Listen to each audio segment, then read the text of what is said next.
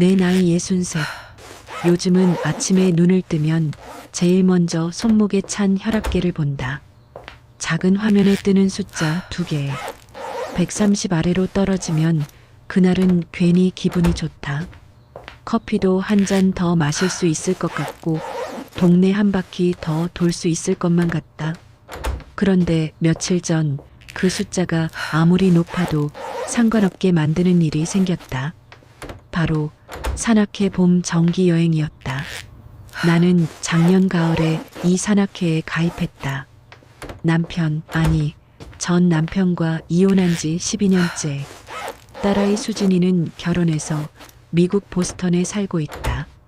일주일에 한 번 영상 통화를 하면 그나마 다행이고 명절 때도 못 오는 해가 더 많다. 며느리 자리가 바빠서라는데 뭐 이해는 간다. 나도 젊었을 때 시어머니 집 가기 싫었으니까.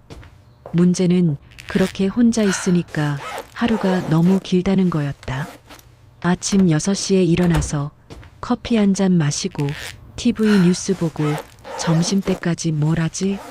청소는 이미 어제 했고 빨래도 없고 친구들한테 전화하기엔 너무 이른 시간이고 그렇게 하루하루가 무게 없이 흘러갔다. 어느 날 아파트 게시판에서 행복산악회 회원 모집 전단지를 봤다. 매주 토요일 등산, 분기별 1박 2일 여행, 연회비 10만 원. 전화번호 아래에는 60대 환영. 이라는 문구가 크게 적혀 있었다. 나는 그 자리에서 전화를 걸었다. 여보세요? 혹시 아직 회원 모집하시나요? 전화 너머로 밝은 목소리가 들려왔다. 네, 환영합니다. 이름이랑 나이만 말씀해 주세요. 김영숙이요. 63이고요. 아이고, 딱 좋으신 나이세요. 이번 주 토요일부터 오시면 돼요. 북한산 둘레길 가는데 편한 신발만 신고 오세요. 그렇게 나는 산악회 회원이 됐다. 처음에는 솔직히 산이 좋아서라기보다 사람이 보고 싶어서였다. 집에서 혼자 TV 보는 것보다는 누구라도 옆에서 걸어주는 게 낫겠다 싶었다. 그런데 막상 가보니 생각보다 재밌었다. 등산모 하나로 20년은 젊어 보이는 언니들, 등산화보다 입담이 더 탄탄한 아저씨들. 산을 오르면서 누군가는 자식 자랑을 하고 누군가는 건강 얘기를 했다. 나는 주로 듣는 편이었지만 그것만으로도 좋았다. 특히 산악회 회장인 문희자 언니가 마음에 들었다. 나보다 2살 많은 65인데 목소리가 우렁차고 웃음이 많았다. 이혼한 지 15년 됐다는데 전혀 그렇게 안 보였다. 오히려 결혼한 사람들보다 더 자유로워 보였다. 영숙 씨, 혼자 사는 거 외롭지 않아요? 한 번은 희자 언니가 물어본 적이 있다. 외롭죠. 근데 뭐 어쩌겠어요. 그러게. 나도 처음엔 진짜 힘들었는데 이제는 괜찮아. 오히려 편해. 희자 언니는 웃으며 내 어깨를 툭 쳤다. 영숙 씨도 곧 그렇게 될 거예요. 시간이 약이야. 나는 그때 대답 대신 그냥 웃었다. 시간이 약이라고들 하지만 솔직히 말하면 완전히 낫지는 않았다. 그냥 무뎌질 뿐이지. 아픈 걸 잊는 게 아니라 아픈 채로 살아가는 법을 배우는 거였다. 그래도 산악회에 나가면서 조금씩 나아진 건 사실이었다. 토요일이 기다려졌고 등산복을 입고 거울을 보면 기분이 나쁘지 않았다. 누군가와 나란히 걸으며 오늘 날씨 좋네요 같은 평범한 말을 주고받는 게 생각보다 소중한 일이었다. 그리고 이번 봄 여행. 산악회에서 1년에 2번 하는 1박 2일 정기 여행이었다. 이번 목적지는 속초 설악산. 나는 신청서를 내면서 은근히 기대했다. 바다도 보고 산도 오르고 맛있는 것도 먹고 무엇보다 이틀 동안은 혼자가 아니니까. 여행 전날 밤 나는 짐을 쌌다. 등산복, 속옷, 세면도구, 혈압약, 무릎에 바르는 파스. 가방이 생각보다 무거웠다. 예전 같으면 이런 걸 남편이 들어줬을 텐데. 아니, 그때도 내가 다 챙겼지. 그 사람은 자기 가방도 제대로 못 샀으니까. 나는 쓴웃음을 지으며 가방 지퍼를 닫았다. 그리고 다음 날 아침, 혈압계 숫자는 135. 조금 높았지만 상관없었다. 오늘은 기분 좋은 날이니까. 나는 가방을 메고 집을 나섰다. 그때는 몰랐다. 이 여행이 내 인생에서 가장 기억에 남을 이틀이 될 거라는 걸. 회색 등산모를 쓴 남자. 버스는 아침 6시에 출발하기로 돼 있었다. 나는 5시 반에 집합 장소인 구의역 4번 출구에 도착했다. 아직 어둑어둑한 새벽이었지만 벌써 몇몇 회원들이 와 있었다. 영숙 씨, 일찍 오셨네요. 희자 언니가 손을 흔들었다. 언니는 오늘도 밝은 주황색 등산복을 입고 있었다. 멀리서도 한눈에 보일 것 같았다. 언니, 오늘 옷 색깔 좋네요. 그치? 길 잃어도 금방 찾을 수 있게. 작년에 지리산 갔을 때 한 분이 길 잃어서 난리 났었거든. 사람들이 하나둘 모이기 시작했다. 다들 큰 가방을 메고 등산화를 신고 얼굴에는 기대감이 가득했다. 25명 정원에 23명이 신청했다고 들었다. 자, 다들 모였나요? 출석 체크 들어갑니다. 희자 언니가 명단을 들고 이름을 불렀다. 김영숙. 네. 이경수. 예. 최순자. 네. 한 명씩 대답 소리가 들렸다. 그런데 이상했다.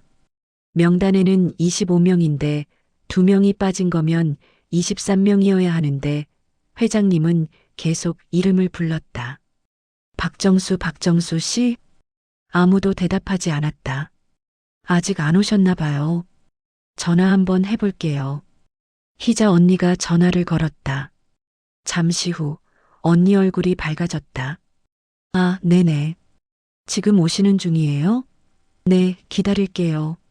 전화를 끊은 희자 언니가 말했다. 곧 오신대요. 택시 타고 오시는 중이래요. 새로 오신 분이라 길을 잘 모르셨나 봐. 새 회원. 나는 별 관심 없이 버스에 올랐다. 나는 늘 맨 앞자리 창가에 앉는다. 버스 멀미가 있어서 앞자리가 제일 편했다. 창밖을 보니 하늘이 점점 밝아지고 있었다. 오늘 날씨가 좋을 것 같았다. 설악산에 벚꽃도 피었을까? 속초 바닷가는 아직 쌀쌀할까? 그때였다. 버스 문이 열리고 누군가 허겁지겁 올라탔다. 죄송합니다. 늦어서 죄송해요. 숨을 헐떡이는 남자 목소리가 들렸다. 희자 언니가 마이크를 잡고 말했다. 괜찮아요. 자, 여러분. 오늘부터 우리 산악회에 새로 오신 분이 계십니다. 박정수 씨예요. 다들 박수로 환영해 주세요. 박수 소리가 터졌다. 나는 그냥 습관적으로 손뼉을 쳤다. 고개도 돌리지 않았다. 새 회원이야 계속 들어오니까. 박정수 씨 앞쪽에 빈자리 있어요. 거기 앉으세요.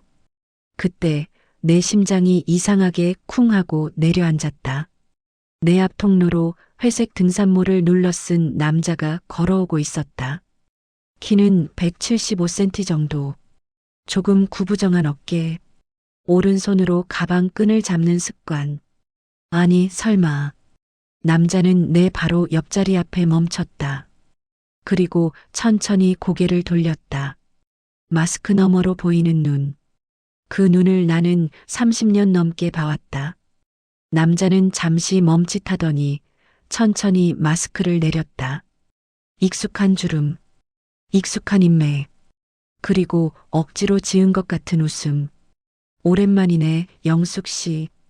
박정수, 내 전 남편이었다. 순간 버스 앞 모든 소리가 사라졌다.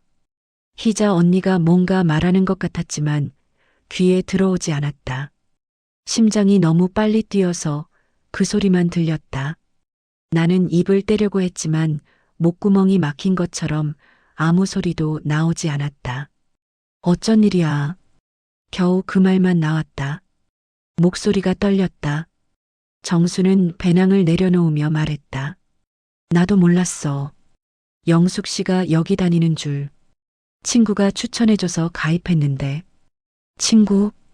응. 회사 후배였던 김철호. 영숙 씨 모를 거야. 걔가 이 산악회 좋다고 해서 나는 더 이상 듣고 싶지 않았다. 왜 하필 여기에? 왜 하필 오늘? 정수는 자연스럽게 내 옆자리에 앉았다. 아무렇지도 않게 마치 우리가 그냥 오랜 지인인 것처럼. 영숙 씨 건강은 괜찮아? 괜찮아. 다행이다. 나는 요즘 혈압이 좀 높아서 약 먹고 있어. 나는 대답하지 않았다. 이 상황이 너무 이상했다. 12년 만에 만난 전 남편과 산악회 버스 안에서 이렇게 앉아 있다니. 버스가 출발했다. 엔진 소리가 웅웅거렸다. 창밖으로 서울 풍경이 흘러가기 시작했다. 희자 언니가 다시 마이크를 잡았다. 자, 여러분, 오늘은 날씨도 좋고 기분도 좋고 설악산 가는 길이니까 다들 설레시죠? 네. 회원들이 대답했다. 그리고 오늘 특별한 규칙이 있어요. 우리 산악회는 산에서 길 잃는 분들이 없게 항상 2명씩 짝을 지어서 다니거든요. 오늘도 파트너를 정할 건데요. 파트너. 그 말에 나는 가슴이 철렁했다. 설마. 제가 미리 명단을 봤는데요. 남녀 비율이 딱 맞아요. 그래서 남녀 한 팀씩 짝을 지었어요. 자, 발표할게요. 희자 언니가 명단을 읽기 시작했다. 문희자, 이경수 팀, 김순례, 최만식 팀. 한 팀씩 호명될 때마다 나는 숨이 막혔다. 제발, 제발 아니길. 그리고 마지막으로 희자 언니가 웃으며 말했다. 박정수 씨, 김영숙 씨 팀. 버스 안에 웃음소리가 터졌다. 누군가 소리쳤다. 오신혼 부부처럼 잘 어울리시네요. 처음 보는데 벌써 찰떡궁합.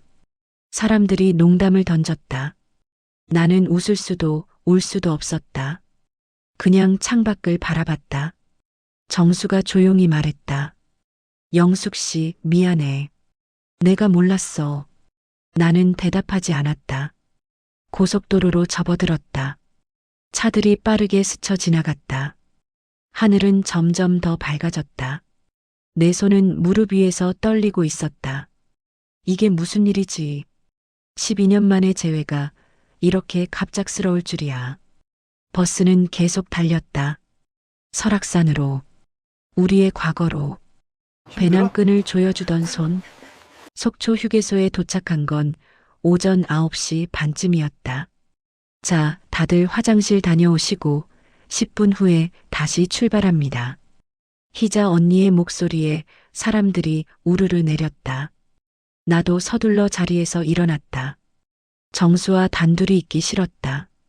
버스 안 공기가 너무 답답했다. 화장실 거울 앞에 섰다. 얼굴이 창백했다.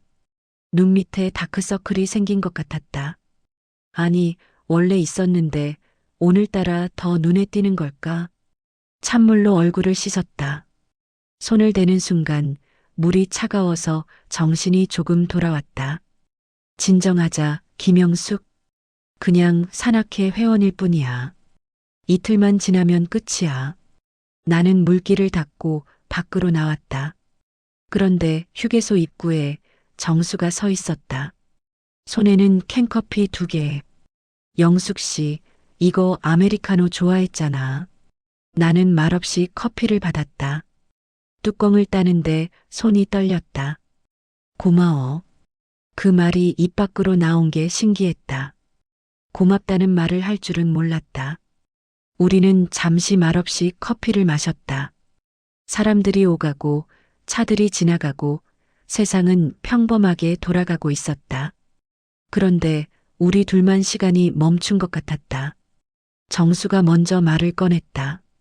영숙 씨, 진짜 몰랐어.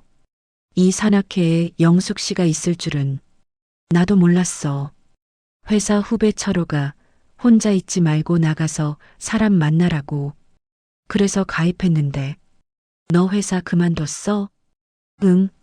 작년에 명예퇴직했어. 60 넘으니까 회사에서도 뭐. 그의 목소리가 작아졌다. 나는 알고 있었다. 정수가 회사에서 얼마나 열심히 일했는지. 주말도 없이 명절도 반납하고 승진을 위해서 얼마나 뛰어다녔는지. 그리고 그게 우리 결혼의 끝이었다는 것도. 요즘 뭐해? 내가 물었다. 그냥 집에 있지. 가끔 낚시 가고, TV 보고, 혼자? 응. 그 대답이 왠지 슬프게 들렸다. 정수도 나처럼 혼자구나. 영숙 씨는? 나도 비슷해. 집에 있고 가끔 마트 가고. 이 산악회 나오는 게 유일한 낙이야. 수진이는? 그 이름이 나오자 나는 잠시 말을 멈췄다. 미국에 있어. 결혼했어, 작년에. 그래, 몰랐네. 축하한다고 전해줘. 응. 우리는 또 침묵했다. 딸 얘기는 여전히 조심스러웠다. 수진이가 대학 졸업할 때쯤 우리가 이혼했으니까. 그때 수진이가 얼마나 힘들어했는지 나는 잊을 수가 없었다. 엄마, 왜 이제 와서 헤어져? 나 대학 졸업할 때까지 참으면 안 돼? 수진이가 울면서 물었었다. 나는 대답할 수 없었다. 이미 참을 만큼 참았으니까. 출발합니다. 희자 언니의 목소리에 정신이 돌아왔다. 우리는 다시 버스에 올랐다. 같은 자리에 앉았다. 창밖으로 산이 보이기 시작했다. 점점 가까워지는 설악산. 나는 속으로 생각했다. 이틀만 견디자. 그리고 끝이야. 하지만 마음 한편에서는 알고 있었다. 끝이 아닐 거라는 걸. 설악산 케이블카 주차장에 도착한 건 11시쯤이었다. 자, 다들 배낭 챙기시고 점심은 정상에서 먹을 거예요. 도시락이랑 물 꼭 챙기세요. 사람들이 짐을 챙기기 시작했다. 나는 배낭을 메려고 하는데 무게중심이 이상했다. 아무래도 짐을 잘못 넣은 것 같았다. 영숙 씨, 잠깐. 정수가 다가왔다. 그리고 내 배낭 끈을 잡았다. 이렇게 매면 어깨 아파. 조금 아래로. 그의 손이 내 어깨에 닿았다. 배낭 끈을 조절하는 손길이 너무 익숙했다. 여기를 이렇게 조이고 가슴 버클은 이 정도 높이로. 고마워. 나는 얼른 몸을 뺐다. 그의 손길이 싫어서가 아니라 너무 익숙해서 무서웠다. 마치 시간이 되돌아간 것 같은 착각. 우리가 아직 부부인 것 같은 착각. 옛날에도 항상 이렇게 꽉 매야 안 아프다고 했잖아. 정수가 조용히 말했다. 나는 대답하지 않았다. 그래, 옛날. 우리에게도 그런 시절이 있었다. 등산을 함께 가고 손을 잡고 산을 오르고 정상에서 같이 김밥을 먹던 시절. 하지만 그건 정말 옛날 일이었다. 지금은 아니다. 자, 출발합니다. 파트너끼리 꼭 붙어 다니세요. 희자 언니가 앞장섰다. 사람들이 하나둘 걷기 시작했다. 나도 걸었다. 정수가 내 옆에서 걸었다. 우리는 말이 없었다. 그냥 묵묵히 산을 올랐다. 소나무 향이 났다. 바람이 시원했다. 하늘은 맑았다. 모든 게 좋았는데 마음만은 복잡했다. 10분쯤 걸었을까? 정수가 물었다. 힘들어? 아니, 괜찮아. 천천히 가. 우리 나이에 무리하면 안 돼. 우리 나이. 그 말에 피식 웃음이 나왔다. 맞아. 우리 이제 60 넘었지. 한때는 40대였고, 30대였고, 20대였던 우리. 세월이 이렇게 빨리 가는 줄 몰랐다. 영숙 씨, 그때 미안했어. 갑자기 정수가 말했다. 뭐가? 다. 전부. 나는 걸음을 멈췄다. 지금 와서 그 얘기 왜 해? 그냥 하고 싶었어. 계속 하고 싶었는데 할 기회가 없었잖아. 필요 없어. 그런 말. 나는 다시 걷기 시작했다. 화가 나려다가 이상하게 화가 안 났다. 그냥 허무했다. 지금 와서 미안하다고 하면 뭐가 달라지지? 우리가 다시 결혼하는 것도 아니고 이미 지나간 일인데. 하지만 마음 한구석에서는 알고 있었다. 저 말을 듣고 싶었다는 걸. 12년 동안 기다렸던 말이라는 걸. 점심때가 됐다. 정상 근처 쉼터에서 희자 언니가 말했다. 자, 여기서 점심 먹고 쉬었다가 갈게요. 30분 쉬고 출발. 사람들이 도시락을 꺼냈다. 나도 가방에서 김밥을 꺼냈다. 편의점에서 산 참치김밥. 정수도 도시락을 꺼냈다. 그런데 뚜껑을 열자마자 나는 깜짝 놀랐다. 집에서 직접 싼 도시락이었다. 밥 위에 계란말이, 소시지, 김 그리고 단무지. 너 그거 직접 쌌어? 응. 아침에 일찍 일어나서. 왜? 그냥 편의점 거 먹으면 속이 안 좋아서. 나는 그의 도시락을 보며 생각했다. 예전에는 내가 저렇게 싸줬었지. 새벽같이 일어나서 밥 짓고 반찬 만들고. 그때는 힘들었는데 지금 생각해보니 그것도 추억이네. 영숙 씨, 이거 좀 먹을래? 정수가 계란말이를 젓가락으로 집어 내 쪽으로 내밀었다. 아니, 괜찮아.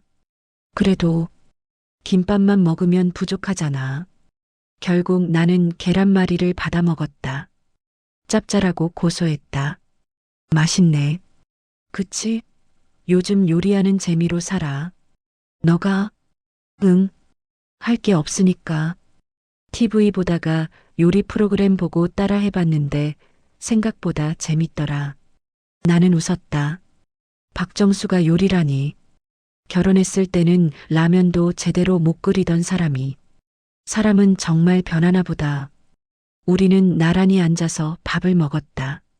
바람이 불어왔다. 산 아래로 마을이 보였다. 작은 집들, 작은 차들, 작은 사람들.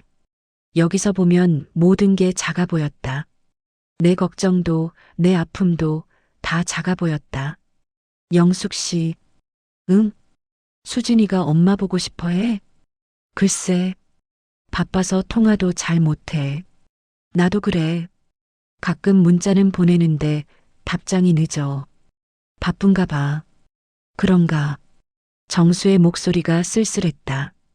자식이 떠나간 부모의 외로움. 그건 우리 둘 다 똑같구나. 정수 씨, 응? 수진이 결혼식 때 너도 갔어?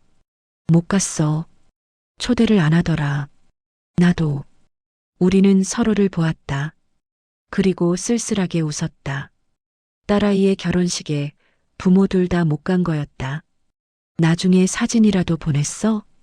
응. 카톡으로. 예뻤어? 응.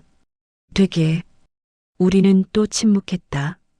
그 침묵이 이상하게 편했다. 산을 내려오는 길.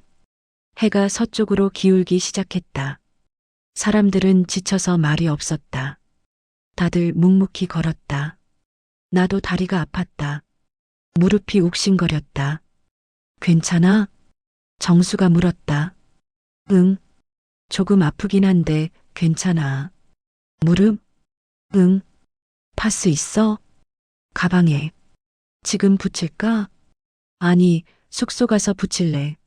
정수는 고개를 끄덕이고 자기 배낭에서 무언가를 꺼냈다. 등산용 지팡이였다. 이것 써. 너는? 나는 괜찮아. 나는 지팡이를 받았다. 처음에는 쓰기 싫었다. 왠지 나이 든 사람 같아서. 하지만 막상 짚고 걸으니 확실히 무릎이 덜 아팠다. 고마워. 별말 다 해. 우리는 계속 내려갔다. 석양이 아름다웠다. 주황빛 하늘, 길게 늘어진 그림자. 모든 게 영화 같았다. 그리고 문득 생각했다. 이렇게 같이 산을 오르내리는 게 얼마만인지. 12년. 아니, 이혼하기 전에도 우리 함께 등산 간 게 언제였더라. 20년? 아니, 그보다 더 기억이 안 났다. 어느 순간부터 우리는 같이 있어도 따로였으니까. 영숙 씨, 응? 오늘 하루 고마웠어. 뭐가? 그냥 같이 있어줘서. 나는 대답하지 않았다. 뭐라고 대답해야 할지 몰랐다. 우리는 마지막 계단을 내려왔다. 주차장이 보였다. 버스가 기다리고 있었다. 자, 다들 수고하셨어요. 숙소 가서 씻고 저녁 먹어요. 희자 언니의 밝은 목소리. 사람들이 버스에 올랐다. 나도 올랐다. 그리고 창가 자리에 앉았다. 정수가 내 옆에 앉았다. 이제는 어색하지 않았다. 버스가 출발했다. 창밖으로 설악산이 멀어졌다. 나는 눈을 감았다. 오늘 하루가 꿈 같았다. 숙소는 속초 바닷가 근처 펜션이었다. 2층짜리 건물에 방이 10개쯤 있었다. 마당에는 바비큐 시설이 있고 거실에는 큰 TV와 노래방 기계가 있었다. 자, 여자분들은 2층, 남자분들은 1층이에요. 짐 풀고 씻고 6시에 저녁 먹어요. 희자 언니의 안내에 따라 사람들이 방으로 들어갔다. 나는 2층 끝방이었다. 4명이 쓰는 방인데 나와 희자 언니, 그리고 김순례 언니, 박영희 언니가 같은 방이었다. 짐을 풀고 씻으러 갔다. 샤워를 하면서 오늘 하루가 주마등처럼 지나갔다. 전 남편과의 재회, 산을 함께 오르던 시간, 계란말이를 나눠 먹던 점심, 모든 게 현실 같지 않았다. 샤워를 마치고 나오니 언니들이 화장하고 있었다. 영숙 씨, 오늘 저녁에 회식이라고 예쁘게 해야지. 희자 언니가 립스틱을 바르며 말했다. 언니 나이 들어서 화장해봤자. 뭔 소리야. 60이든 70이든 꾸미는 거야. 그게 자기 자신한테 하는 예의지. 희자 언니의 말에 나도 거울을 봤다. 역시 피곤한 얼굴이었다. 눈밑이 푹 꺼져 있었다. 영숙 씨, 혹시 오늘 짝꿍이랑 무슨 일 있었어? 순례 언니가 물었다. 아니요, 왜요? 아니, 둘이 분위기가 좀 이상하던데. 원래 아는 사이야? 나는 잠시 망설이다가 대답했다. 옛날에 알았어요. 좀 오래됐는데. 그래. 그럼 오늘 반가웠겠네. 뭐 그렇죠. 나는 얼버무리고 화장품을 꺼냈다. 립스틱을 바르고 머리를 빗고 옷을 갈아입었다. 거울 속 내 모습이 조금은 나아 보였다. 저녁은 바비큐였다. 마당에 고기 굽는 냄새가 진동했다. 삼겹살, 소시지, 버섯, 야채. 테이블 위에는 소주병들이 줄지어 있었다. 자, 건배. 희자 언니가 소주잔을 들었다. 오늘 하루 수고 많으셨어요. 내일도 힘내서 바다 구경 가요. 건배. 잔이 부딪히는 소리. 나도 소주를 한 잔 마셨다. 목이 화끈거렸다. 사람들이 떠들기 시작했다. 오늘 산 진짜 힘들었어요. 나 내일 다리 못 쓸 것 같아. 그래도 경치는 좋았잖아요. 웃음소리가 터졌다.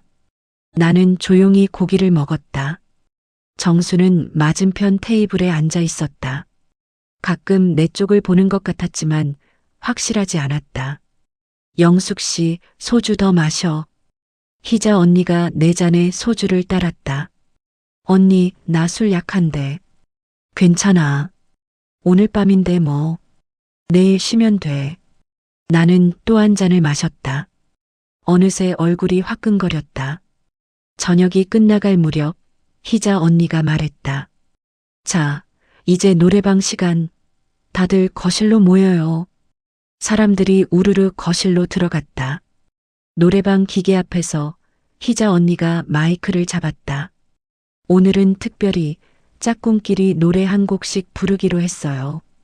에이, 언니, 그건 좀. 누군가 반대했지만 이미 분위기는 넘어갔다. 첫 번째 팀, 이경수 씨, 문희자 씨. 두 사람이 일어나서 사랑의 미로를 불렀다. 사람들이 박수를 쳤다. 두 번째 팀, 최만식 씨, 김순례 씨. 또 노래가 시작됐다. 나는 점점 긴장됐다. 설마 우리도 시키는 건 아니겠지. 하지만 희자 언니는 무자비했다. 마지막 팀, 박정수 씨, 김영숙 씨. 사람들이 박수를 쳤다. 언니, 나 노래 못해요. 나는 손사래를 쳤지만 소용없었다. 괜찮아요. 그냥 즐기면 돼요. 정수가 일어나서 마이크를 들었다. 그리고 나를 보며 말했다. 영숙 씨, 이 노래 예전에 같이 부르던 거 기억나? 순간 나는 숨이 멎었다. 정수가 리모컨을 누르자 노래가 흘러나왔다. 내 나이가 어때서? 전인권의 목소리. 우리가 사귀던 시절 자주 듣던 노래였다. 정수가 노래를 부르기 시작했다. 내 나이가 어때서 그러는데. 목소리가 떨렸다. 원래 노래를 잘하는 사람이 아니었지만 오늘따라 더 떨리는 것 같았다. 사람들이 웃었다. 정수 씨, 음정이 좀. 괜찮아요. 열심히 하시네요. 나도 웃었다. 그런데 노래가 계속되면서 웃음이 멈췄다. 사랑하기 딱 좋은 나이. 그 부분에서 정수가 내 쪽을 바라봤다. 눈빛이 예전 그대로였다. 진지하고 따뜻하고 그리운 눈빛. 갑자기 눈물이 났다. 왜 우는지 모르겠는데 눈물이 멈추지 않았다. 나는 얼른 고개를 돌렸다. 사람들이 눈치채지 못하게. 노래가 끝났다. 박수가 터졌다. 잘하셨어요. 앵콜, 앵콜. 정수가 마이크를 내려놓고 자리로 돌아갔다. 나는 화장실에 가겠다고 하고 자리를 떴다. 화장실 거울 앞에 섰다. 눈이 빨갛게 충혈돼 있었다. 찬물로 얼굴을 씻었다. 진정하자, 김영숙. 그냥 노래야. 그냥 옛날 노래 하나 부른 거잖아. 근데 왜 이렇게 눈물이 나는 거지? 문이 열리는 소리가 들렸다. 희자 언니였다. 영숙 씨, 괜찮아? 네, 괜찮아요. 아까 우는 거 봤어. 무슨 일 있어? 나는 대답할 수 없었다. 희자 언니가 내 어깨에 손을 얹었다. 영숙 씨, 나한테 말해봐. 혹시 정수 씨랑 무슨 일 있었어? 전 남편이에요. 뭐? 희자 언니가 놀라서 나를 쳐다봤다. 정수 씨가 영숙 씨 전 남편이라고? 네. 세상에, 그럼 오늘 처음 만난 거야? 이혼하고? 네. 12년 만에. 희자 언니는 한참 동안 말이 없었다. 그러더니 천천히 말했다. 그래서 오늘 분위기가 이상했구나. 진짜 몰랐어. 미안해, 내가. 아니에요. 언니가 뭘 잘못했어요. 언니는 몰랐잖아요. 그래도 짝꿍을 그렇게 정해서 얼마나 불편했어. 괜찮아요. 희자 언니가 나를 꼭 안아줬다. 영숙 씨, 힘들면 내일은 따로 다니자. 내가 회장한테 말해서 짝꿍 바꿀게. 아니요. 괜찮아요. 이제 하루 남았잖아요. 정말? 네. 희자 언니는 내 등을 토닥였다. 영숙 씨, 강하네. 나였으면 못 견뎠을 거야. 나는 웃었다. 강한 게 아니야. 그냥 이미 아픈데 익숙해진 거지. 거실로 돌아갔다. 노래는 계속되고 있었다. 누군가 사랑했지만을 부르고 있었다. 나는 구석자리에 앉았다. 소주잔을 들었다. 마시고 또 마셨다. 취하고 싶었다. 오늘 하루를 잊고 싶었다. 그때 정수가 다가왔다. 손에 소주병을 들고. 영숙 씨. 응. 아까는 미안했어. 노래 때문에 기분 상했지? 아니. 괜찮아. 거짓말. 우는 거 봤어. 나는 그를 똑바로 쳐다봤다. 그래, 울었어. 근데 상관없잖아. 우리 남이잖아. 그래도 미안해. 정수가 내 잔에 소주를 따랐다. 영숙 씨, 나 질문 하나 해도 돼? 뭔데? 나를 아직도 미워해? 나는 한참 생각했다. 미워하나? 솔직히 모르겠다. 예전에는 미워했다. 되게. 혼자 애 키우고, 혼자 집안일하고, 혼자 외롭게 살았던 그 시간들이 다 그 사람 때문이라고 생각했다. 하지만 지금은 모르겠어. 나는 솔직하게 대답했다. 미워할 만큼 남아있는 감정이 있나 싶어. 그게 더 슬프네. 정수가 쓸쓸하게 웃었다. 미워하는 게 차라리 나을 것 같아. 그럼 아직 감정이 있는 거니까. 우리는 잔을 부딪혔다. 소리보다 마음이 먼저 울렸다. 정수 씨, 응? 우리 왜 헤어졌을까? 정수는 한참 동안 대답하지 않았다. 그러다가 조용히 말했다. 나 때문이지. 뭐, 내가 일만 했으니까. 영숙 씨 곁에 없었으니까. 나도 잘못했어. 너무 혼자 힘들다고만 생각했어. 아니야. 영숙 씨 잘못 없어. 우리는 또 침묵했다. 노래방 기계에서 음악이 흘렀다. 이별이 떠나가네. 정수가 말했다. 영숙 씨, 다시 친구로 지내면 안 될까? 나는 한참을 바라보다가 조용히 웃으며 말했다. 그건 그때도 어렵더니 지금은 더 어렵겠네. 왜? 우리 너무 많이 알잖아. 친구로 지내기엔. 정수는 고개를 끄덕였다. 그래도, 뭐, 오늘은 그냥 옛날 친구처럼. 건배. 잔이 부딪혔다. 소주가 목을 타고 넘어갔다. 쓰고 아리고 뜨거웠다. 딱 우리 관계 같았다. 술을 너무 많이 마셨다.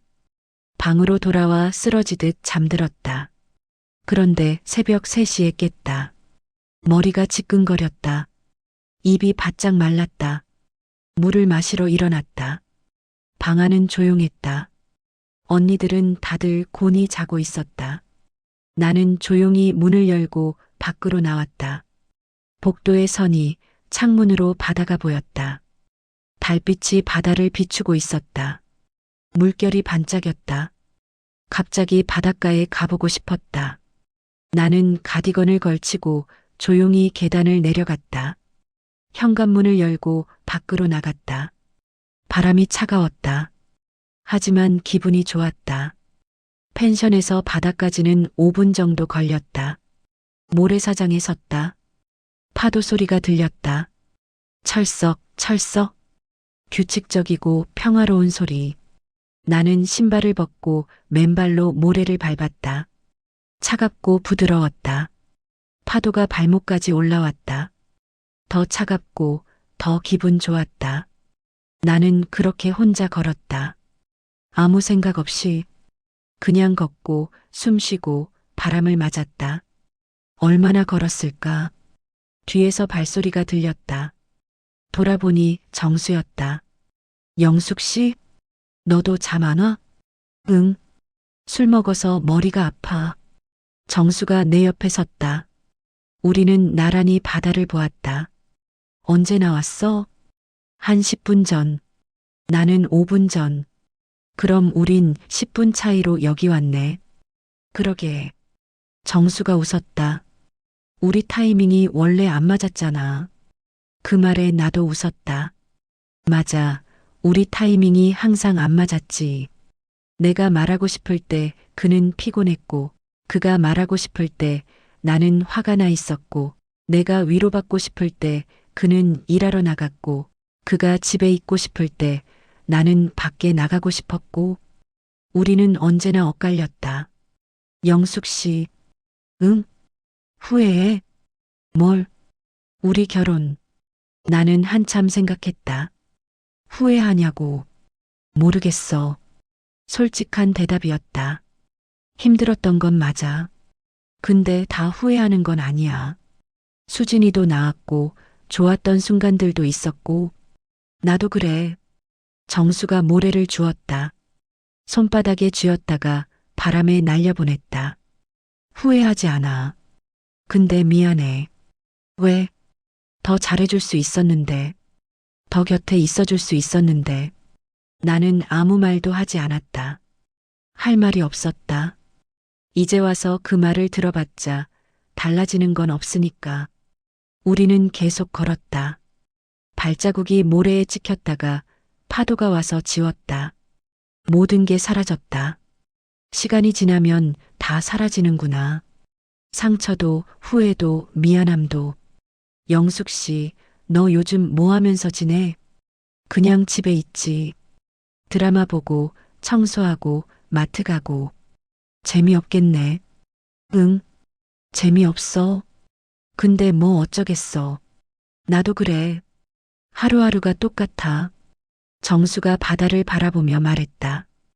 은퇴하고 나서 내가 뭐였나 싶더라. 회사 다닐 때는 박정수 과장, 박정수 부장이었는데 지금은 그냥 박정수. 아무것도 아닌. 나도 그랬어. 영숙 엄마 영숙 씨 댁 정순의 와이프였는데 이혼하고 나니까 그냥 김영숙. 혼자. 우리는 서로를 보았다. 그리고 쓸쓸하게 웃었다. 비슷한 처지구나. 둘 다 혼자고 외롭고 늙어가고 있구나. 영숙 씨, 나 요즘 생각하는 게 있어. 뭔데? 인생 이모작.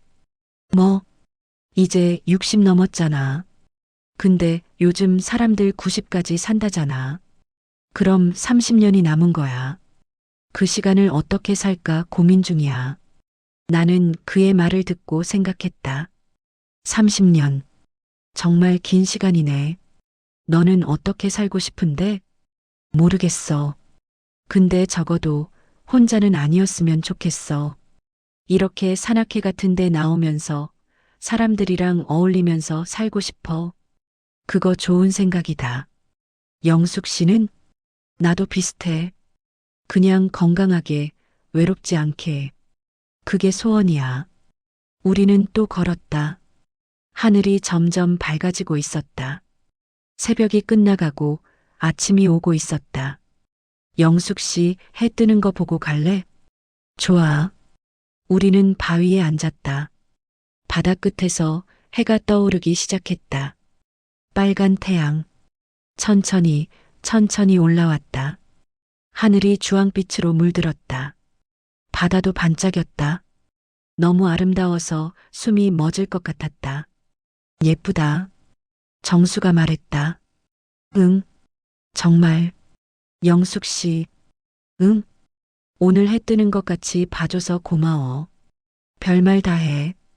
우리는 말없이 해를 봤다. 태양은 계속 올라갔다. 세상은 점점 밝아졌다. 새로운 하루가 시작되고 있었다.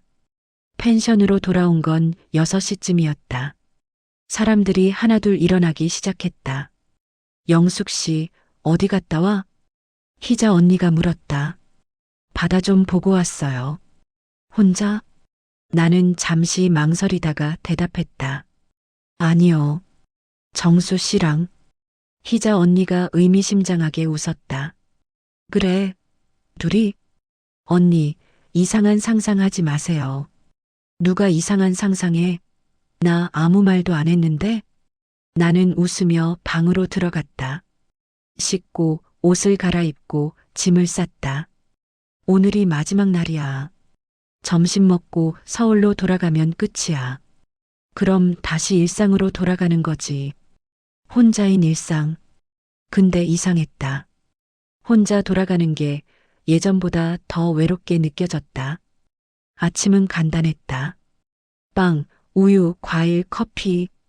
식탁에 앉아서 빵을 먹는데 정수가 다가왔다. 영숙 씨, 커피 마실래? 내가 타줄게. 응, 고마워.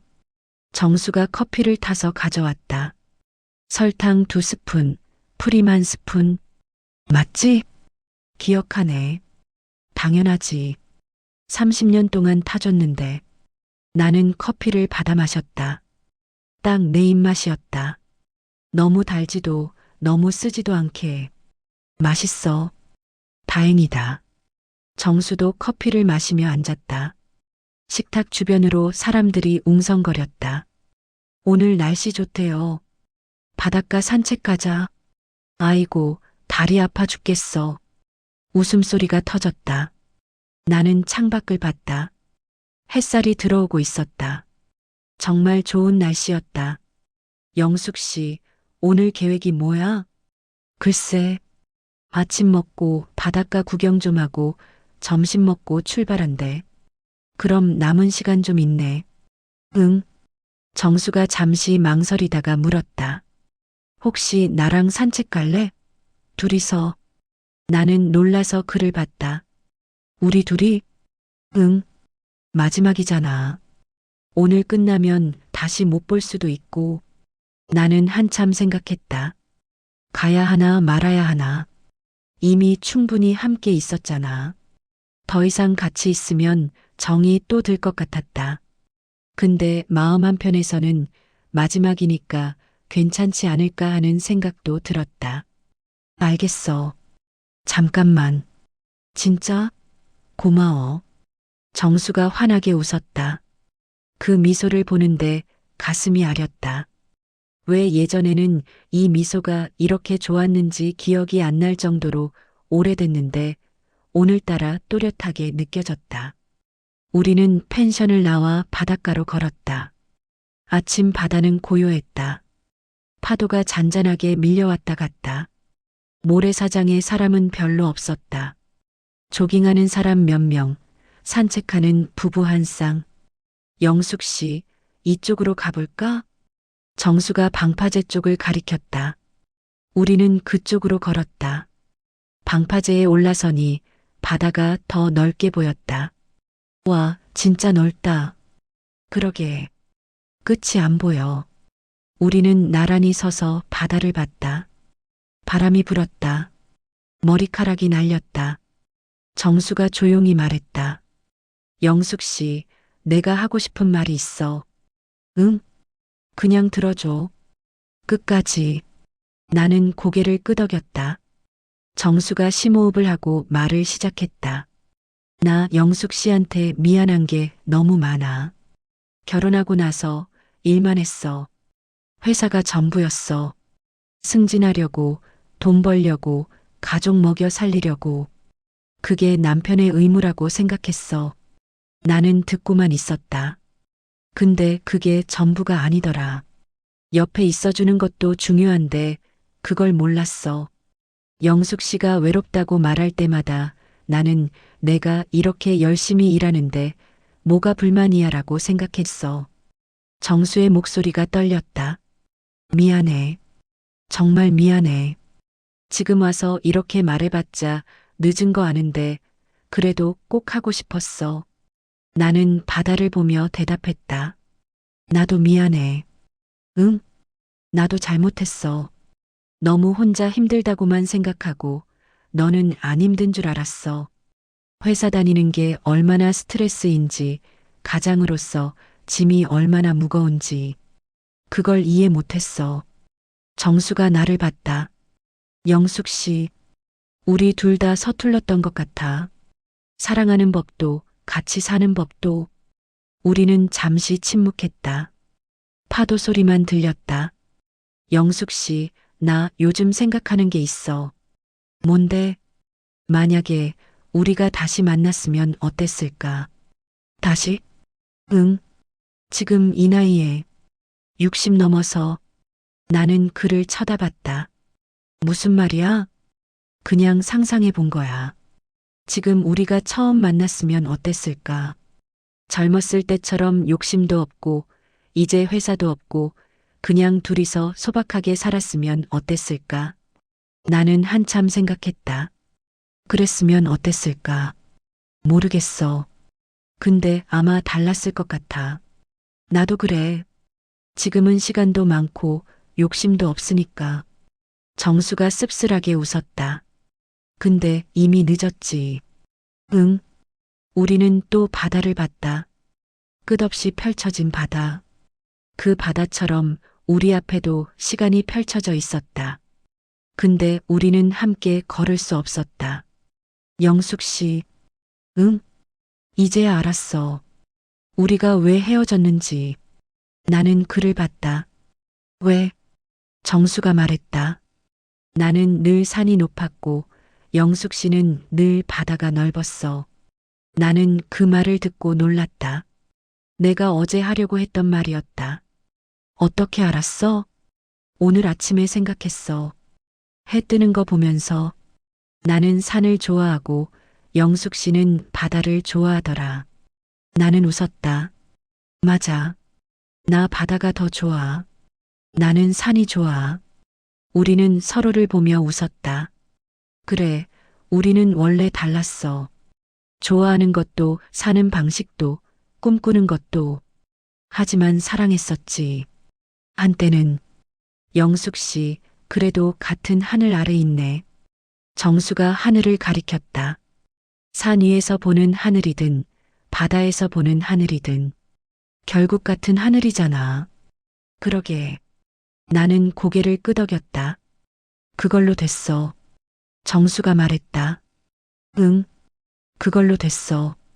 우리는 더 이상 말하지 않았다. 말이 필요 없었다. 그냥 바람을 맞고 바다를 보고 같은 하늘 아래 서 있는 것만으로도 충분했다. 펜션으로 돌아올 때쯤 시간은 10시였다. 사람들이 짐을 싸고 있었다. 영숙 씨, 어디 갔다 왔어? 희자 언니가 물었다. 바다 구경했어요. 정수 씨랑? 네. 희자 언니가 의미심장하게 웃었다. 영숙 씨, 혹시? 언니, 아무 일 없어요. 알았어, 알았어. 나는 방으로 들어가 짐을 챙겼다. 옷, 세면도구, 충전기. 모든 게 제자리에 있었다. 근데 마음은 제자리가 아니었다. 어딘가 흔들리고 있었다. 점심은 속초 시내 횟집에서 먹었다. 회와 매운탕, 신선한 생선 냄새가 식당 안에 가득했다. 자, 다들 많이 드세요. 오늘이 마지막이에요. 희자 언니가 상을 차리며 말했다. 사람들이 숟가락을 들었다. 우와, 회 진짜 신선하다. 매운탕도 시원해요. 나도 회를 하나 집어 먹었다. 입안에서 살살 녹았다. 정수는 맞은편에 앉아 있었다. 가끔 눈이 마주쳤다. 그럴 때마다 우리는 어색하게 웃고 시선을 돌렸다. 영숙 씨, 소주 한 잔 할래요? 술래 언니가 소주병을 들었다. 아니요, 언니. 저 어제 너무 많이 마셔서. 그래. 그럼 나 혼자 마셔야겠네. 식사가 끝나갈 무렵 희자 언니가 마이크를 들었다. 자, 여러분. 이번 봄 여행 어떠셨어요? 좋았어요. 최고였어요. 사람들이 대답했다. 저도 정말 즐거웠어요. 다들 건강하시고 다음 여행 때도 꼭 참여해 주세요. 박수가 터졌다. 그리고 특별히 이번에 새로 오신 박정수 씨, 앞으로도 계속 나오실 거죠? 네, 그럼요. 정수가 대답했다. 사람들이 또 박수를 쳤다. 나는 손뼉을 치면서 생각했다. 정수가 계속 산악회에 나온다는 거네. 그럼 나는 어떻게 하지? 계속 나갈까? 아니면 그만둘까? 버스에 올랐다. 서울로 돌아가는 길. 나는 창가에, 정수는 복도 쪽에 앉았다. 버스가 출발했다. 창밖으로 속초 바다가 멀어졌다. 푸른 바다, 하얀 등대, 갈매기들. 모든 게 점점 작아졌다. 정수가 조용히 말했다. 영숙 씨, 응? 이번 여행 고마웠어. 나도. 영숙 씨 덕분에 좋은 시간 보냈어. 별말 다 해. 우리는 더 이상 말하지 않았다. 버스 안은 조용했다. 다들 피곤한지 자고 있거나 조용히 창밖을 보고 있었다. 나도 창밖을 봤다. 고속도로 풍경이 스쳐 지나갔다. 산, 들, 마을, 휴게소. 모든 게 익숙한 풍경이었다. 근데 마음은 익숙하지 않았다. 뭔가 변한 것 같았다. 정확히 뭔지는 모르겠지만 서울에 도착한 건 오후 5시쯤이었다. 자, 다들 수고하셨어요. 집 가서 푹 쉬세요. 희자 언니의 인사에 사람들이 하나둘 내렸다. 나도 가방을 메고 내렸다. 정수도 내렸다. 우리는 잠시 마주섰다. 영숙 씨, 응. 다음 주 토요일에도 등산 있어. 북한산. 그래. 올 거야? 나는 대답하지 못했다. 가야 하나 말아야 하나. 정수가 있는 산악회에 계속 나가야 하나. 모르겠어. 생각해 볼게. 그래. 오면 좋겠어. 정수가 웃었다. 그리고 가방을 메고 돌아섰다. 영숙 씨, 잘 가. 너도. 정수가 걸어갔다. 지하철역 쪽으로. 나는 그를 바라봤다. 점점 멀어지는 뒷모습. 회색 등산모, 파란 배낭, 구부정한 어깨. 익숙한 모습이었다. 너무 익숙해서 가슴이 아렸다. 영숙 씨, 뒤에서 희자 언니가 불렀다. 네, 언니. 괜찮아? 네, 괜찮아요. 정말? 정말이요. 희자 언니가 내 어깨를 툭 쳤다. 영숙 씨, 힘들면 언제든 전화해. 알았지? 네, 고마워요. 나는 언니에게 인사하고 집으로 향했다. 아파트에 도착했다. 엘리베이터를 타고 7층으로 올라갔다. 현관문을 열고 들어갔다. 집은 조용했다. 아무도 없었다. 당연하지. 나 혼자 사는데. 나는 가방을 내려놓고 소파에 앉았다. 창밖을 봤다. 석양이 지고 있었다. 붉은 하늘. 곧 밤이 오겠지. 나는 휴대폰을 꺼냈다. 수진이한테 문자를 보냈다. 수진아, 엄마야. 잘 지내지? 오늘 산악회 여행 다녀왔어. 날씨도 좋고 재미있었어. 너도 건강 챙기고. 사랑해. 문자를 보내고 나니 조금 나아진 것 같았다. 혼자라는 게 덜 외로워진 것 같았다. 나는 일어나서 짐을 풀기 시작했다. 옷을 빨래 바구니에 넣고 세면도구를 제자리에 놓고 배낭을 정리했다. 그러다가 배낭 주머니에서 뭔가 만져졌다. 꺼내보니 작은 조개 껍데기였다. 언제 주웠더라? 아, 어제 새벽에 바닷가에서 정수랑 같이 걷다가 주운 거였다. 나는 조개 껍데기를 들여다봤다. 작고 하얗고 예뻤다. 이걸 어디에 두지? 버릴까?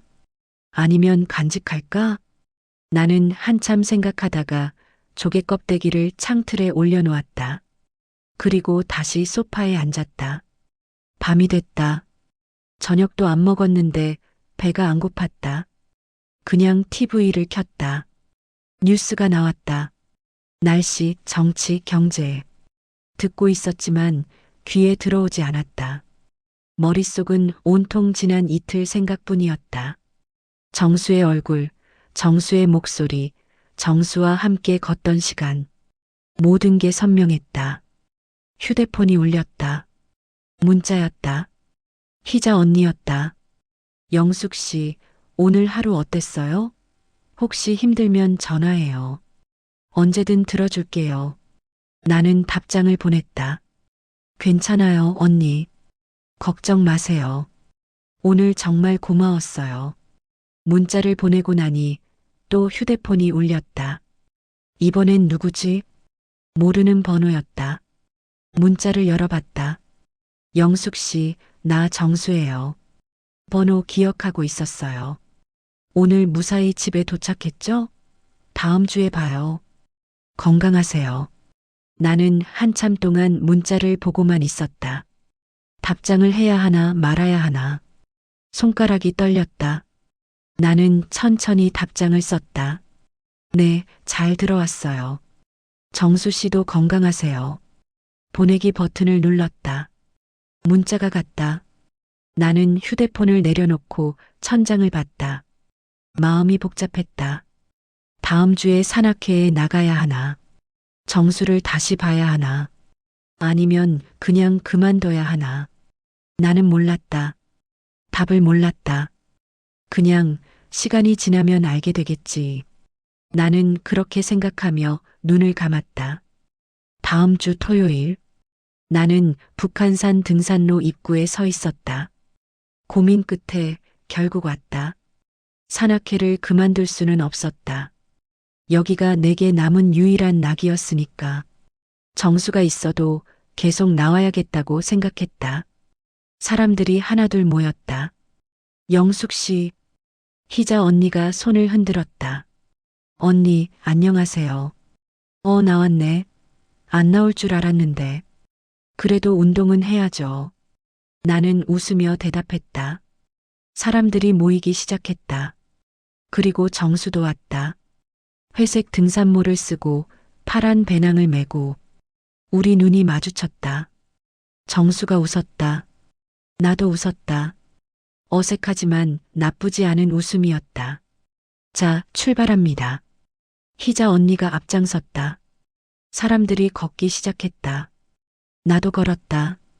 정수가 내 옆에서 걸었다. 영숙 씨, 이번 주 어떻게 지냈어? 그냥 평소처럼. 나도. 우리는 말없이 산을 올랐다. 예전처럼, 속초에서처럼. 차이가 있다면 이제는 조금 익숙해졌다는 것. 서로의 존재에. 산을 오르며 나는 생각했다. 이게 맞는 걸까? 전 남편과 이렇게 산악회에서 계속 만나는 게 혹시 누가 이상하게 보지 않을까? 혹시 내가 미련이 남은 것처럼 보이지 않을까? 하지만 산을 오르다 보니 그런 생각들이 사라졌다. 바람이 불고 새가 울고 나무 냄새가 났다. 세상은 그냥 평범하게 돌아가고 있었다. 내 걱정 같은 건 아무도 신경 쓰지 않았다. 영숙 씨, 물 마실래? 정수가 물통을 건넸다. 응, 고마워. 나는 물을 마시고 돌려줬다. 우리는 또 걸었다. 정상까지는 아직 멀었다. 하지만 천천히 가면 됐다. 우리 나이에 무리하면 안 되니까. 점심시간. 쉼터에서 도시락을 먹었다. 정수는 또 집에서 싼 도시락을 가져왔다. 와, 정수 씨 요리 실력 좋아지셨네요. 술래 언니가 감탄했다. 그냥 유튜브 보고 따라했어요. 그래도 대단해요. 저는 라면도 잘 못 끓이는데. 사람들이 웃었다. 나도 웃었다. 정수가 계란말이를 하나 집어 내 쪽으로 내밀었다. 영숙 씨, 이거. 고마워. 나는 자연스럽게 받아 먹었다. 예전처럼. 아니, 예전과는 다르게. 이제는 부담 없이. 산을 내려오며 희자 언니가 말했다. 다음 달에 또 1박 2일 여행 간다. 이번엔 강릉. 와, 좋아요. 다들 참여하시죠? 당연하죠. 사람들이 대답했다. 나도 대답했다. 저도 갈게요. 희자 언니가 웃으며 물었다. 정수 씨도 가시죠? 네, 가고 싶어요. 좋아요. 그럼 또 영숙 씨랑 짝꿍. 순간 사람들이 웃었다. 나는 당황했지만 정수가 먼저 대답했다. 좋죠. 영숙 씨만 괜찮으면. 모두가 나를 봤다. 나는 잠시 망설이다가 말했다. 괜찮아요. 사람들이 박수를 쳤다. 오호흡이 잘 맞나 봐요. 보기 좋아요, 정말. 나는 얼굴이 빨개졌다. 정수도 조금 민망한 표정이었다. 하지만 우리는 웃었다. 괜찮았다. 이 정도는. 하산을 마치고 사람들과 헤어졌다. 다음 주에 봐요. 수고하셨어요. 하나둘 지하철역으로 사라졌다. 나와 정수도 걸었다. 같은 방향이었다. 영숙 씨, 커피 마실래? 응. 저기 카페 있잖아. 잠깐만. 나는 고개를 끄덕였다. 우리는 등산로 입구 카페에 들어갔다. 아메리카노 2잔을 주문하고 창가 자리에 앉았다. 오늘 힘들지 않았어? 정수가 물었다. 괜찮았어. 저번 주보다는 덜 힘들더라. 그래, 다행이다. 우리는 커피를 마셨다. 창밖으로 사람들이 오가고 있었다. 등산복을 입은 사람들, 가족 단위로 온 사람들, 모두가 평범하게 하루를 보내고 있었다. 영숙 씨, 응? 나 요즘 생각이 좀 정리됐어. 뭐가? 정수가 커피잔을 내려놓고 말했다. 우리 관계. 나는 그를 쳐다봤다. 우리가 다시 부부가 될 수는 없잖아. 그건 나도 알아. 응. 근데 그렇다고 완전히 남이 되는 것도 아까운 것 같아. 30년을 같이 살았는데 나는 고개를 끄덕였다. 맞는 말이었다. 그래서 생각했어. 우리 그냥 친구처럼 지내면 안 될까? 산악회에서 가끔 만나고 같이 등산하고 밥도 같이 먹고 그 정도면 괜찮지 않을까? 나는 한참 생각했다. 친구, 우리가 친구가 될 수 있을까? 한때 부부였던 사람들이 해보자. 진짜? 응, 해보자. 어떻게 될지 모르지만 정수가 환하게 웃었다. 고마워, 영숙 씨. 별말 다 해. 우리는 커피를 다 마시고 밖으로 나왔다. 햇살이 따뜻했다. 영숙 씨, 다음 주에 또 봐. 응, 다음 주에. 정수가 손을 흔들며 걸어갔다. 나는 그 뒷모습을 보며 생각했다. 이게 맞는 걸까? 잘하는 걸까? 모르겠다. 근데 괜찮았다. 일단 시작하는 거지, 뭐. 집으로 돌아오는 길. 지하철 안에서 나는 휴대폰을 꺼냈다.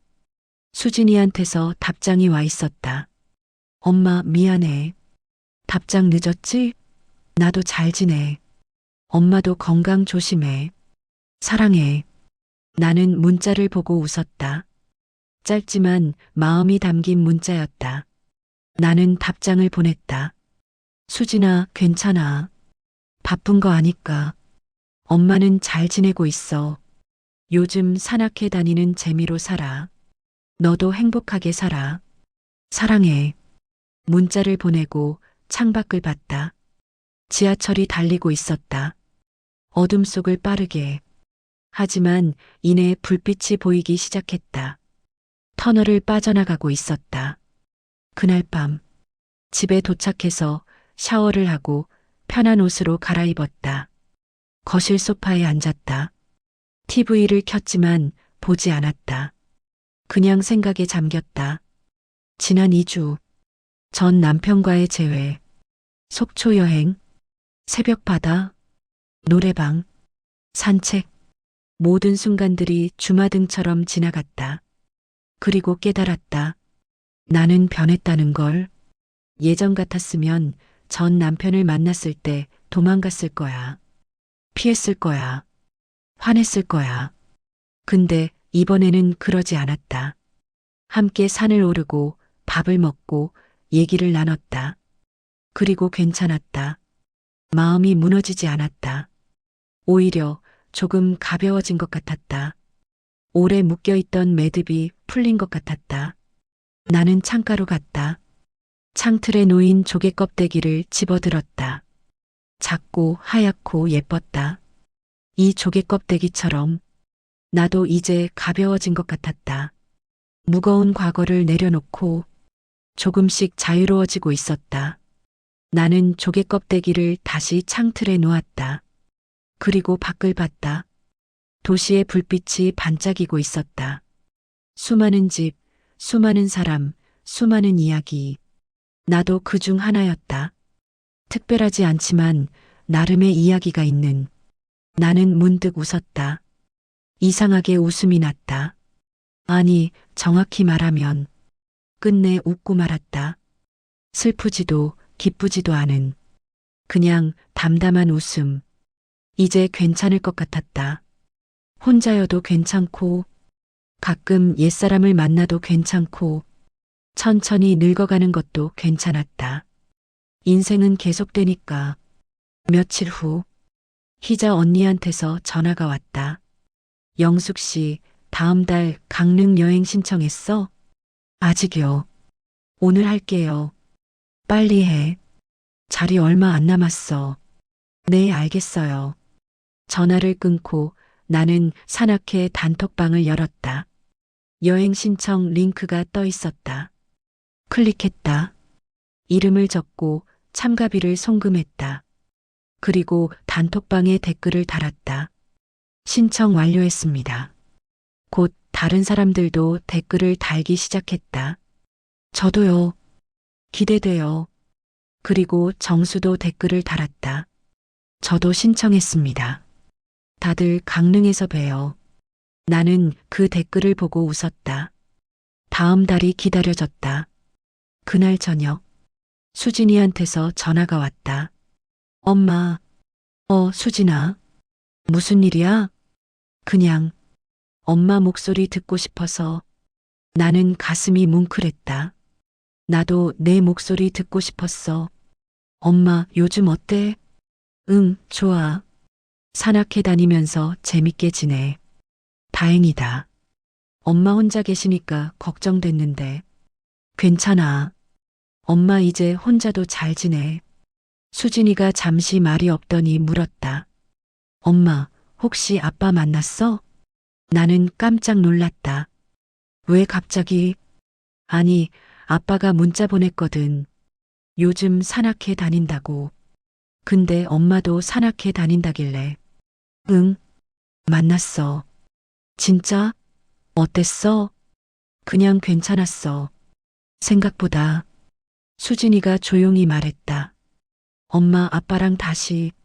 아니, 나는 단호하게 말했다. 그런 거 아니야.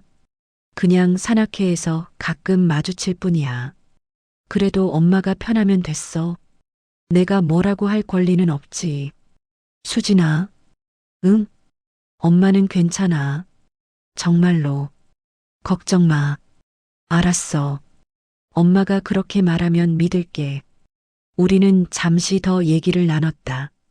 수진이의 남편 얘기, 직장 얘기, 보스턴 날씨 얘기. 평범하지만 따뜻한 대화였다. 엄마 사랑해. 나도 사랑해, 수진아. 전화를 끊고 나는 한참 동안 휴대폰을 보고 있었다. 수진이가 걱정하지 않아도 되게. 나는 잘 지낼 거야. 혼자여도 늙어가도 괜찮을 거야. 다음 주 토요일 또 산악회에 나갔다. 이번에는 관악산이었다. 정수도 왔다. 우리는 인사를 나눴다. 영숙 씨, 잘 지냈어? 응, 너도? 나도. 그리고 함께 산을 올랐다. 말은 많지 않았다. 그냥 묵묵히 걸었다. 가끔 물을 나눠 마시고 쉴 때는 나란히 앉았다. 그게 전부였다. 근데 이상하게 편했다. 부담스럽지 않았다. 산을 내려오며 정수가 말했다. 영숙 씨, 오늘 저녁 뭐 해? 별로 할 거 없는데. 그럼 같이 저녁 먹을래? 근처에 칼국수 맛있는 데 있어. 나는 잠시 망설였다. 저녁을 같이 먹는다는 건 조금 더 가까워지는 거잖아. 괜찮을까? 하지만 마음 한편에서는 괜찮을 것 같았다. 좋아. 진짜? 응. 가자. 우리는 칼국수 집에 갔다. 따뜻한 국물, 쫄깃한 면. 맛있게 먹었다. 영숙 씨, 맛있지? 응, 맛있어. 여기 내가 자주 오는 곳이야. 혼자 올 때도 많고. 혼자? 응. 혼자 밥 먹는 것도 이제 익숙해. 나도 고개를 끄덕였다. 나도 그래. 우리는 또 침묵했다. 하지만 그 침묵이 불편하지 않았다. 오히려 편안했다. 말하지 않아도 알 수 있는 그런 침묵이었다. 강릉 여행 날이 다가왔다. 나는 짐을 쌌다. 이번에는 덜 긴장됐다. 정수를 만나는 것도 이제는 자연스러웠다. 여행 당일 버스에 올랐다. 정수가 옆에 앉았다. 영숙 씨, 오늘 기대돼. 나도. 버스가 출발했다. 창밖으로 서울이 멀어졌다. 나는 생각했다. 이제 괜찮은 것 같아. 전 남편과 친구로 지내는 것. 가끔 만나고 밥 먹고 산 오르는 것. 그 정도면 충분해. 다시 사랑하는 건 아니지만 그렇다고 완전히 남인 것도 아니고 그 중간 어딘가 우리만의 관계. 그게 나쁘지 않았다. 강릉에서의 이틀. 속초 때와 비슷했다. 함께 산을 오르고 바다를 보고 회를 먹었다. 밤에는 또 노래방을 했다. 이번에는 내가 먼저 노래를 불렀다. 여행을 떠나요. 사람들이 박수를 쳤다. 영숙 씨, 노래 잘하시네요. 앵콜, 앵콜. 나는 웃으며 마이크를 내려놓았다. 정수가 박수를 치며 웃고 있었다. 그 모습을 보는데 마음이 따뜻했다. 서울로 돌아오는 길. 버스 안에서 정수가 말했다. 영숙 씨, 응? 다음에 또 가고 싶은 곳 있어? 글쎄, 생각해 볼게. 나는 제주도 가보고 싶어. 제주도? 응. 한 번도 안 가봤거든. 나도. 그럼 다음에 같이 갈까? 산악회 여행으로. 좋아. 제안해봐. 우리는 웃었다. 창밖으로 벚꽃이 흩날리고 있었다. 봄이었다. 새로운 시작의 계절. 나는 창밖을 보며 생각했다. 인생은 참 알 수 없는 거구나. 누가 알았겠어. 12년 만에 전 남편을 만나고 함께 산을 오르고 친구가 될 줄. 하지만 나쁘지 않았다. 오히려 좋았다. 혼자가 아니니까. 누군가와 함께 걷고 있으니까. 몇 달이 흘렀다. 나는 여전히 산악회에 나갔다. 정수도 나왔다. 우리는 가끔 만나서 밥을 먹고 커피를 마셨다. 이제는 자연스러웠다. 사람들도 우리를 그냥 친구처럼 봤다. 영숙 씨, 정수 씨랑 잘 맞네요. 둘이 호흡이 좋아요. 우리는 그런 말을 들으면 웃었다. 부정하지도 긍정하지도 않았다. 그냥 있는 그대로. 어느 가을날, 우리는 내장산에 갔다. 단풍이 절정이었다. 빨간색, 노란색, 주황색, 온 산이 불타는 것 같았다. 영숙 씨, 진짜 예쁘다. 응, 정말. 우리는 나란히 서서 단풍을 봤다. 바람이 불었다. 낙엽이 떨어졌다. 계절은 흘러가고 있었다. 우리도 늙어가고 있었다. 하지만 괜찮았다. 함께 늙어가는 것도 나쁘지 않았다. 영숙 씨, 응? 고마워. 뭐가? 그냥 같이 있어줘서. 나는 웃었다. 나도 고마워. 우리는 더 이상 말하지 않았다. 그냥 단풍을 봤다. 그리고 걸었다. 앞으로, 천천히, 함께. 그날 밤, 집으로 돌아와서 나는 창가에 섰다. 조개 껍데기가 여전히 그곳에 있었다.